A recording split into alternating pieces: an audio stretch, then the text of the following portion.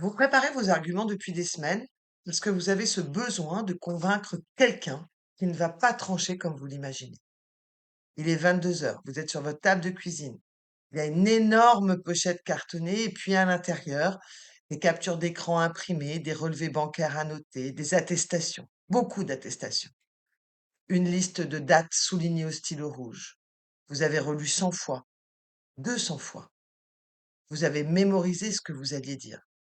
Vous avez répété à voix basse. Peut-être avez-vous mimé devant la glace de votre salle de bain comme on prépare un examen.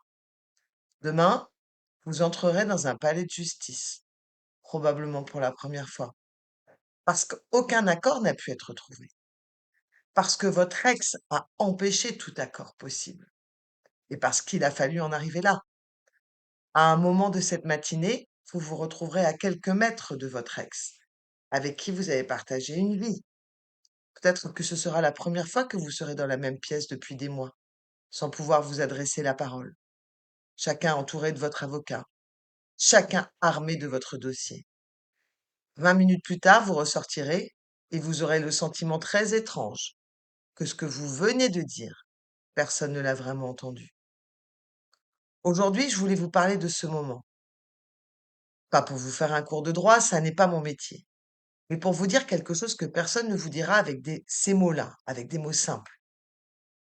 Vous êtes en train de préparer le mauvais combat. Et cette préparation, qui vous semble vous protéger, est en train de vous coûter beaucoup plus cher que ce que vous ne l'imaginez. Avant d'entrer dans le sujet, et pour ceux qui ne me connaissent pas, je me présente brièvement. Je suis Sandrine Mercier, coach divorce certifié CDC, première coach divorce certifiée en Europe francophone, autrice de 2 ouvrages de référence sur le divorce et la parentalité. Je suis conférencière et fondatrice des Journées du divorce et de la séparation, un cycle de webinaires de 2 jours gratuits pour surmonter votre divorce. Depuis plus de 10 ans maintenant, j'accompagne des hommes et des femmes qui traversent une séparation, des personnes habituées à prendre des décisions, à gérer et à tenir, et qui se retrouvent à un moment de leur vie face à une situation qu'aucune de leurs compétences ne leur a préparé à affronter. Je ne suis ni avocate ni thérapeute, mon métier est ailleurs, mais je souhaite ici devenir votre voix inspirante et compatissante pour transformer l'épreuve de votre divorce, de votre séparation, en un passage dont vous ressortirez debout, lucide et capable de décider à nouveau pour vous-même.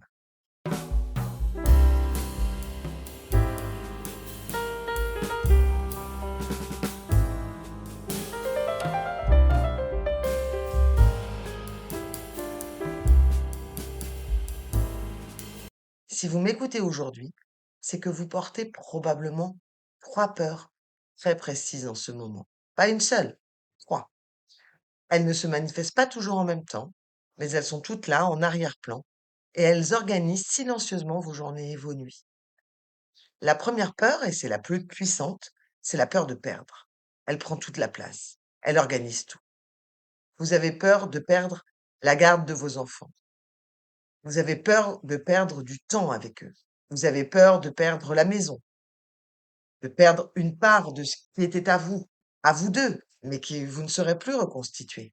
Vous avez peur de perdre des années de cotisation pour une prestation compensatoire mal négociée, de perdre simplement sur le terrain où vous croyez devoir gagner.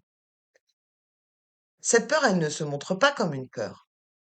Elle se déguise en stratégie. Elle vous pousse à rassembler, à documenter, à préparer.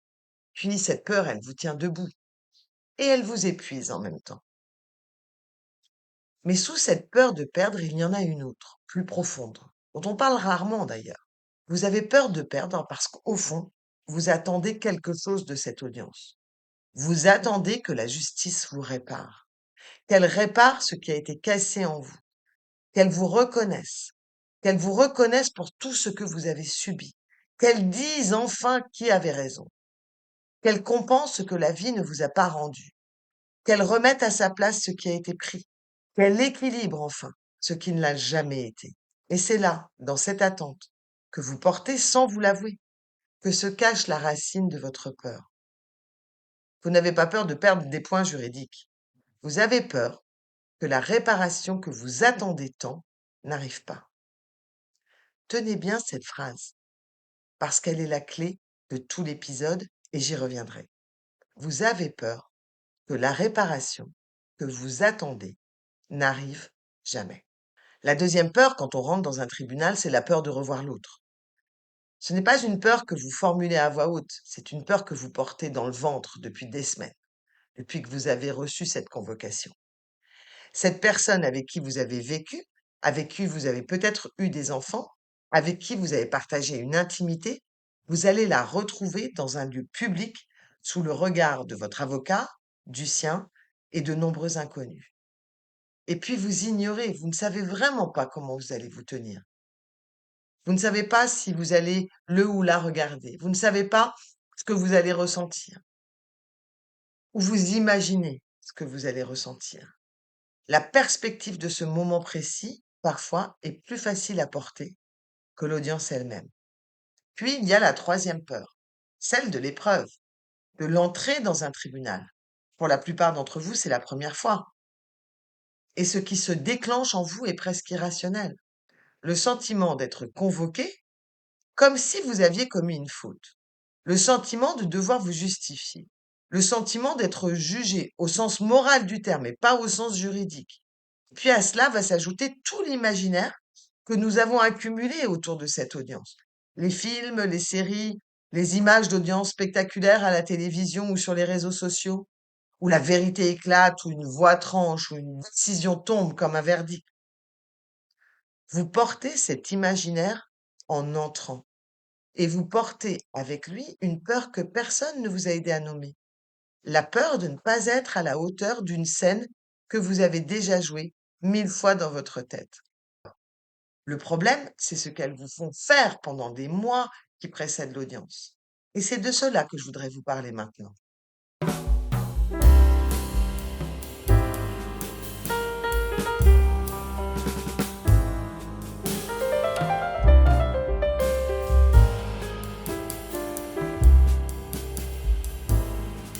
Voilà ce que ces trois peurs vous font faire, sans que vous en ayez pleinement conscience. Pendant des mois, parfois presque des années, selon la charge du tribunal dont vous dépendez, vous construisez un dossier. Pas un dossier juridique au sens administratif, un dossier émotionnel. Vous y mettez tout ce que vous avez vécu. Les messages blessants reçus à des heures impossibles, les attestations de votre mère, de votre famille, de votre meilleur ami, du voisin qui a entendu une scène, les photos prises en cachette ou par un détective privé, les captures d'écran de conversation, les notes manuscrites sur ce qui s'est passé tel jour, tel mois. Vous écrivez parfois des dizaines de pages de récits pour votre avocat, qui vous demande de raccourcir, et puis qui au final les raccourcit lui-même, ce qui vous déçoit, et ce qui vous fait dire qu'il n'a pas compris votre situation. Vous faites cela pour gagner. Vous faites cela parce que vous avez peur de perdre. Vous faites cela parce que vous croyez que dans cette pièce, demain, le juge va lire ce qui s'est passé, comprendre qui vous étiez dans cette histoire, reconnaître ce qui vous a été fait et trancher en conséquence. Faites cela en réalité parce que vous attendez de cette audience qu'elle vous répare. Et c'est exactement là que se joue le mauvais combat. Parce que le juge aux affaires familiales, et c'est une réalité que peu de gens vous expliqueront aussi simplement, ne tranche pas une histoire. Il va trancher des chiffres, il va trancher des situations, il va trancher un cadre pour pouvoir en poser un pour l'avenir. Il va regarder combien vous gagnez, combien gagne l'autre, quels sont les revenus du foyer, où dormiront les enfants la semaine, le week-end, pendant les vacances, comment se répartira votre patrimoine, quel logement reste à qui, quelle pension est versée, à qui, pour combien de temps. Voilà ce qui se décide réellement dans cette pièce.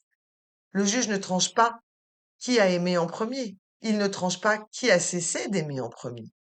Il ne tranche pas qui a menti, qui a trahi, qui a abandonné l'autre dans les épreuves. Il ne tranche pas non plus la qualité de votre engagement, ni l'humanité de votre conjoint. Il ne tranche pas la vérité de votre histoire. Aussi douloureux que cela soit à entendre, ça n'est pas son métier. Et puis surtout, il n'est pas là pour vous réparer. Et je précise ici parce que c'est essentiel. Ce que je vous dis ne s'applique pas à toutes les situations. Si vous êtes dans un divorce où il y a des violences, physique, psychologique, économique, ou si vous êtes dans un divorce pour faute, alors les preuves matérielles que vous avez rassemblées peuvent peser et elles doivent être pilotées par un avocat expérimenté. Ce que je vais dire maintenant ne vous concerne pas de la même manière. Pour les autres situations, qui sont la grande majorité, continuons. Donc vous avez passé des mois à préparer un dossier qui répond à une attente, être reconnu, être réparé, quand le juge, lui, va répondre à une autre question. Comment organiser concrètement ce qui suit? Vous avez investi votre énergie à démontrer qui avait raison, quand il vous fallait simplement démontrer ce que vous gagnez, ce que vous payez, ce que coûtaient les enfants et comment vous vouliez que les choses se passent par la suite. C'est la première dimension du mauvais combat. Vous vous êtes préparé pour une scène morale et vous allez vivre une scène administrative. Mais il y a pire. Et c'est là que je voudrais que vous m'écoutiez attentivement, parce que c'est le point qui change la suite de votre vie et pas seulement la suite de votre procédure. Pendant ces mois passés à construire votre dossier, vous avez fait quelque chose dont personne ne vous a parlé. Vous avez relu encore et encore les messages qui vous ont blessé. Vous avez ressorti encore et encore des scènes qui vous ont marqué. Vous avez réécouté dans votre tête encore et encore ce qui s'est dit ce soir-là, ce week-end-là, ce jour-là. Et à chaque fois que vous l'avez fait, bien sûr, pour préparer votre dossier, pour vous justifier auprès de votre avocat, pour expliquer à votre mère ou à votre meilleur ami ce qui s'est passé, chaque fois, votre cerveau a réactivé le circuit de cette douleur. Et puis, il a fait une chose, votre cerveau. Il l'a consolidé, cette douleur. Ça n'est pas une métaphore. C'est vraiment un mécanisme neurologique précis. Chaque fois que vous racontez une scène douloureuse, votre cerveau ne la classe pas comme une archive. Il la rejoue. Il réactive l'émotion, il réactive les sensations physiques, il réactive l'affolement initial. Et ce qui était un souvenir se transforme en une trace de plus en plus profonde. Vous ne vous éloignez pas de ce qui a blessé en le préparant pour le tribunal. Vous vous y enfoncez. Et c'est pour cela que vous êtes aussi fatigué aujourd'hui. C'est pour cela que vous vous réveillez à 3 heures du matin. C'est pour cela que vous avez l'impression de revivre des scènes en boucle, alors qu'il ne se passe rien de dramatique cette semaine. Votre cerveau, lui, est en plein milieu de cette scène, toutes les semaines, tous les jours, parce que vous l'avez nourri sans le savoir, en vous préparant à ce combat. Voilà la double dimension du mauvais combat. Vous vous épuisez pour un auditeur qui ne va pas vous réparer et vous gravez en vous, à mesure que vous vous préparez exactement, ce dont vous voulez vous libérer. Maintenant que ce mécanisme est posé, j'aimerais vous proposer une autre lecture, une autre manière d'habiter ces mois d'attente. Pas pour remplacer votre avocat, il est là pour la stratégie juridique et c'est son métier. Pour vous parler, moi, de ce que personne ne fait avec vous pour préparer ce qui ne relève pas du dossier et qui va faire une différence. Parce qu'il y a en réalité deux préparations à mener en parallèle de la procédure. Deux préparations très différentes l'une de l'autre, qui n'occupent pas le même espace dans votre vie et qui n'ont pas le même horizon. La plupart des personnes que je reçois ne préparent que la première, et encore, c'est mal. La deuxième, elle n'y pense pas. Et c'est pourtant celle qui va tout changer.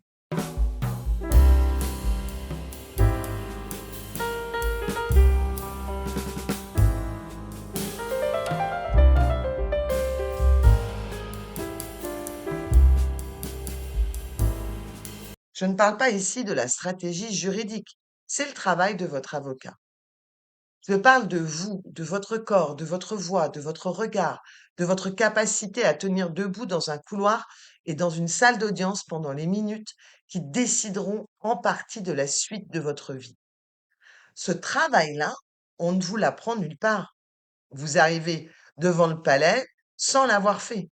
Et c'est précisément pour cela que beaucoup de personnes sortent de l'audience avec ce sentiment de n'avoir pas été présente, d'avoir flotté, d'avoir parlé sans s'entendre, d'avoir oublié de dire ce qui comptait.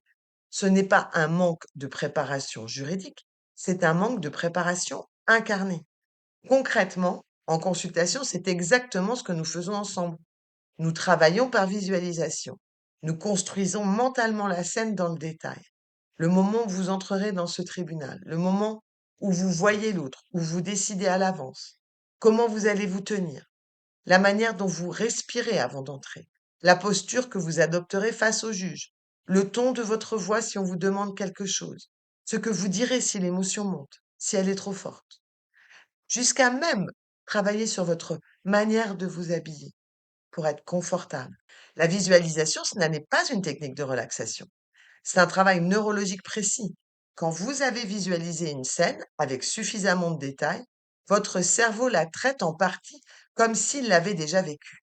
De ce fait, le jour de l'audience, vous n'arrivez pas dans l'inconnu. Vous arrivez dans quelque chose que votre système nerveux reconnaît.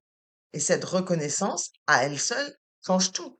Elle va vous libérer de la tension, elle va vous rendre disponible et elle va vous permettre d'être présent au lieu d'être submergé. Voilà pour la première préparation. Et elle peut commencer dès maintenant, 6 mois, 1 an avant l'audience. Plus elle se fait tôt, plus elle est précise, plus elle est puissante. La deuxième préparation, c'est de préparer votre projet de vie en amont pour que l'audience y contribue sans être le déclencheur. Et c'est vraiment ici, à mon sens, que se joue ce qui vous distingue à 2 ans de la personne que vous êtes aujourd'hui. La plupart des personnes attendent que la procédure soit finie pour commencer à réfléchir à la suite. Elles disent, quand ce sera derrière moi, je verrai. Quand le jugement tomberait, je saurai où j'en suis. Quand je récupérerai ma part, je pourrai décider. Et elles passent 18 mois, la moyenne en France c'est 24 mois, suspendues à cette audience, comme si tout devait s'organiser à partir de ce moment-là. C'est exactement l'inverse qu'il faut faire. Vous devez préparer votre projet de vie maintenant, pendant la procédure, pas après, pas à partir de ce que le juge décidera, à partir de ce que vous voulez, vous, pour la suite. Quel logement, dans quel quartier, à quelle distance des enfants, quel rythme professionnel, peut-être un changement, peut-être une formation, peut-être un investissement que vous avez reporté depuis 10 ans. Quel lien vous voulez maintenir, quel lien vous voulez laisser s'éteindre, quelle place vous voulez redonner à des choses que la vie de couple avait écartées. Pourquoi le faire maintenant et pas après? Ah, pour 2 raisons essentielles. La première, c'est que votre cerveau a besoin d'autre chose à faire que de tourner autour de la procédure. Pendant que vous travaillez sur votre projet, vous ne travaillez pas sur la rumination. Vous occupez l'espace mental autrement. Et ce simple déplacement, soir après soir, allège la charge. La seconde raison, et c'est la plus importante, si votre projet est déjà construit, l'audience n'est plus le déclencheur de votre nouvelle vie. Elle en devient une étape qui peut contribuer à votre projet ou ne pas y contribuer pleinement, mais elle ne décide pas de tout. Vous arriverez à l'audience avec un cap, et ce cap, c'est ce qui vous tient debout pendant les minutes les plus dures. Surtout, vous n'attendez plus de cette audience qu'elle vous répare. Parce que vous avez compris entre-temps que la réparation ne viendra pas d'une décision de justice. Elle viendra de ce que vous aurez construit en amont par vous-même. Les personnes qui se repositionnent le mieux 2 ans, 3 ans après cet accident de la vie, les personnes qui se reconstruisent le mieux après un divorce ou une séparation, ne sont pas celles qui ont gagné sur tous les points. Ce sont celles qui avaient déjà commencé à construire la suite avant que la procédure ne se termine. Elles n'ont pas attendu une décision pour exister à nouveau. Elles ont construit en parallèle. Et ce parallèle a tout changé. Donc voilà pour ces 2 préparations essentielles. Se préparer à l'audience, par exemple par la visualisation, par l'incarnation, par le travail concret du moment lui-même, et préparer votre projet pour que l'audience ne soit plus l'événement qui décide de tout, mais une étape dans une trajectoire qui vous appartient, et surtout qu'elle puisse contribuer à alimenter votre projet de vie d'après. Je retiens 2 phrases de ce que nous venons de partager. La première, la salle d'audience n'est pas la scène que vous croyez. Le juge ne tranche pas la vérité de votre histoire, il tranche un cadre, il n'est pas là pour vous réparer. Préparer le mauvais combat, c'est dépenser une énergie immense pour une réparation qui ne viendra pas, et c'est perdre cette énergie pour ce qui suit. La seconde, il y a 2 préparations à mener en parallèle de cette procédure. Vous préparez, vous, à l'audience, incarner, visualiser, anticiper dans le détail et préparer votre projet de vie maintenant pour que cette audience contribue à votre vie d'après et ne soit pas l'événement qui va tout déclencher et probablement mal déclencher la suite. La réparation que vous attendez ne viendra pas d'une salle d'audience, elle viendra de ce que vous construisez, vous, pour la suite. Si cet épisode vous parle, j'ai conçu un guide gratuit qui détaille les 5 erreurs fréquentes qui transforment une séparation en traumatisme durable. Vous trouverez le lien dans la description de cet épisode. Et puis pour celles et ceux qui souhaitent aller plus loin, je vous propose une séance de diagnostic d'1 h 30 pour poser avec vous une lecture structurée de votre situation et identifier ce qui peut être préparé dès maintenant, l'audience elle-même et puis ce qui viendra après. Je vous donne rendez-vous très vite dans un prochain épisode.